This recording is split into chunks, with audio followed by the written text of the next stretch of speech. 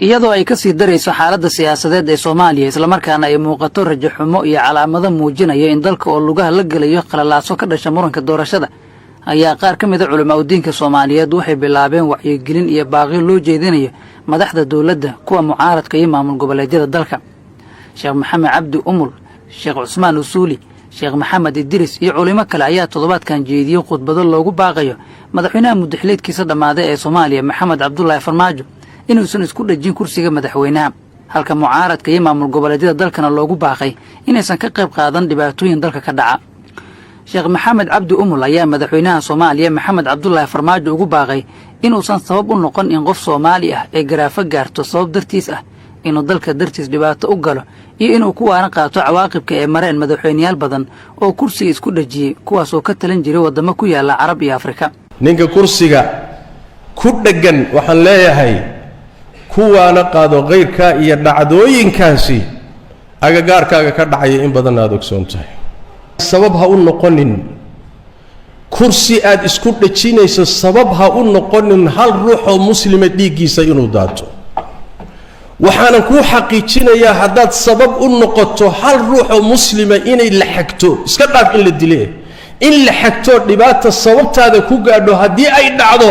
ilaahay hortiisa maalinkaad soo istaagto adoo keliga oo qaawan adaa mas'uuliyaddeeda qaadi doona ku talagal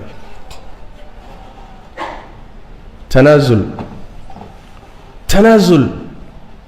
kursiga lamadan dhalanin kulamana dhalanin ummadda masaalixdeeda iyo danaheedana wax badan baa looga tagaa danahaaga khaaska baa looga tanaazulaa tanaazugu waa khayr iyo maslaxo nabiga Sheekh Usmaan Usuuli ayaa sidoo kale madaxweynaha waqtiga ka dhamaaday ee Soomaaliya Maxamed Cabdullaahi Farmaajo ugu baaqay in uusan isku dhajin kursiga madaxweynaha isla markaana uu sameeyo tanaazul dalka lagu badbaadiyo sidoo kale Sheekh Usmaan Usuuli ayaa madaxda dawladda ka dalbaday inay furaan albaabadooda hadalka iyo inay ogolaadaan xurriyadda hadalka adiga maxaa kursi isku dhajinaysaa war kursigan waa nabiga Sheekh Ali Salaas wuxuu yiri war dadka kursi isku dhajinayo ama kursiga rabow wuxuu yiri waa khizi in daamayo qiyaamo waa shalaynaysa maxay ku tiraysaa dadka ku amaanay wadanka hagaajiyo war cadaabka hadaa galaysid oo aad galaysid waxa waran qofka inuu iska dhiibo yiraahdo war aniga waa ma rabo inuu yiraahdo waxaan ma rabo waa ka tanaazul oo dhaha ayaa asal ah saas daraadeed ayaa waxa leenahay fawaa'idku uu leeyahay waxa kamid ah koow waa masdar al-amn wal istiqraar wi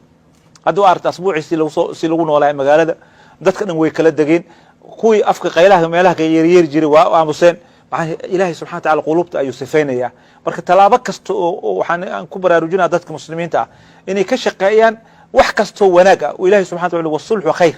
shalay wardi mucaaradka isma arki karin maalkii heshiiska dhacay maalinkaas waa shiraayan hadda shira u socdo maalinkaas socdo shirkaas waxba ka soo baxayo intuu hawsha socoto lacala raxmad ilaahay soo dagayso baaqa culimada Soomaaliyeed ee ku aadan xaaladda siyaasadeed ee wadanka ayaa sidoo kale loo jeediyay xubnaha mucaaradka ah iyo maamul goboleedyada dalka Sheekh Maxamed Cabdi Umul ayaa mucaaradka ugu baaqay inaysan dhankooda qaadin tallaabooyin abuuri kara burbur iyo colaad uu dhiig ku daato isagoo raadinaya kursi iyo dana kale oo gaar ah sidoo kale madaxweynayaasha maamul goboleedyada dalka ayuu sheegay inay u hoggaansamaan amarka ka soo baxa villa Soomaaliya oo ah halka dalka laga maamulo fariinta labaad waxaan doonayaa inaan u diro kooxdan isku magacawday murashaxiinta madaxnimada ee doonaya inay kursiga ka riixdaan ninkaas ayaguna ku fadhiistaan fariinta koowaad aan u diraya waxay tahay waad ogtihiina waxaan idin xusuusinayaa kursigan iyo boqortooyada ilaahay baa gacanta ku haya ciduu doonuna siiyaa qul illahumma مالك الملك تؤتي الملك من تشاء وتنزع الملك ممن تشاء دغال iyo dadaal loo galayna laazim maaha in kursiga lagu gaaro midaan dadaalin buu ilaahay siiyaa mid dadaalay oo dagaalamayna ilaahay waa ka qadiyaa ilaahay baa hayo gacantiisa ku jiro bixiye bal horta rumeeya waa mid labaade kursigu waa mid laba ruuxna ma wada qaado tobanna ma qaado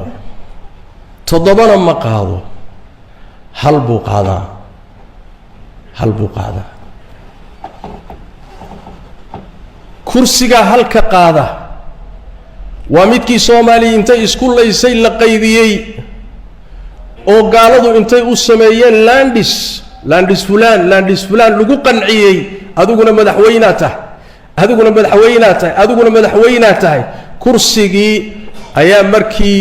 uu ku wada filaan waaya waxay noqotay in 10 kursi oo kala la soo saaro oo lagu qanciyo la yiraahdo landis kana madaxweyne fulaan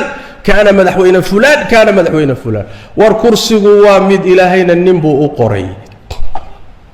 هذه حقيقة بها كما دبعاوها waxaan leeyahay luqadda qabyaalada daaya hadalka xanafta le daaya fitnada kicinteeda ka fogaada si mas'uuliyadi ku jirta u dhaqma yaa dalka u tura dadkan u tura duruufta ummadda haysata u tura ilaahay ka baqa qabyaaladii reehebel ahayd baa maanta waxa loo bixiyay landis xageed ku aragtay dawlad goboleed dawladii dhexe ka awood badan xageed ku aragtay adduunka xagee ka jirta oo dawladii dhexe amarka ka soo baxay maya dhihi karta oo diidi karaysa xageed ku aragtay mithaal qaata billahi alaykum wa idinku dheereeyay kinyaynu hadda joognaa countiga governaha dawlad goboleedka madaxda ka ah dawladda dhexe amar haday bixiso isagoo jeebaysan baa la soo qabanaa xagee buu ka yimid systemkan markaa ummadii inta lagu qaybiyay nin gobol joogay uu dhihi karo maya oo masiirka ummadda sidoo doona ka yeeli karayo systemkaasi yaa ku dajiyay yaa ku keenay yaa ku galiyay ma isweydiis ma dantaada ma isweydiis mucaaradka iyo badanaa shakhsiyaadka ka soo horjeeda maamulka madaxweyne Farmaajo waxaa sanadii ugu dambeeyay lagu tilmaamayay qaran dumis shisheeye kalkaal iyo erayo kale Sheekh Usmaan Usuuli ayaa sheegay in arrintaasi aysan ahayn wax wanaagsan isagoo ku taliyay in la joojiyo ninka soo xalro inuu heshiiska nabadda ka shaqeeyo dadka dawladahan Yurub maxay ku degan yihiin mudaaharaadi waa sameystaan nin nidaamka la maraa dib ma jiraba maxaa dhacay istiqraar weey qofka markuu wuxuu qofka marka caburus marka dam infijaar ay maanay walaalka caburuska ma siyaasiyan naqane لو الحياة حقوق ضد يرى الحكومة شعب الله ضد شعبه هو السياسة يرى الحكومة ورك أذيك اللي أكون بابا أذيك اللي آخرات وحمان هي زمانه وحكله ميمانه فإذا ذكر كل حياة الاتحاد والتكالف ضدكوا يمدوبا يعني عدو وأنا بقى أمريكا لكن أنت ليس ني وراك ليس عدو واي جاجوس واي كين وطا يهبل وطا ده ليس عدو أصلا ملكو قال معايا عقلي وراك كا وطي نينكي كا عقلي كا أقل بس وراك كا وطي أدنى وكو مضاهاي أما أدنى عدو كلا وضعتا لا بس مثل هو Sheekh Maxamed Idris ayaa qoraal loo soo dhigay bartiisa Facebook wuxuu ku taageeray khudbadda culimada kale isagoo sidoo kale baaq soo jeediyay wuxuu madaxweyne Farmaajo xasuusiyay dhibaatooyinka isugu jira abaaraha cudurrada colaadda iyo jawaarirka siyaasadeed ee uu ku jiro dalka uu hogaamiyo wuxuuna ugu baaqay inuu xisaabka ku darsado tan wixii ka dambeeyay 8 February oo ka ekeed muddaxileedkiisa in dalka uu galay jawi aan wanaagsaneyn sidoo kale waxa uu mucaaradka ugu baaqay inay ku xisaabtamaan in adduunyadu maanta ay marayso 2021 oo aan la joogin 1978 iyo 1990 isla markaana ay rabitaankooda ku raadiyaan waxa uu qabo dastuurka iyo cilmiga ay barteen iyo waaya aragnimada laga dhaxlay dunida maanta waxaana ku taliyay in laga fogaado wax kasta oo dalka u horseedi kara burbur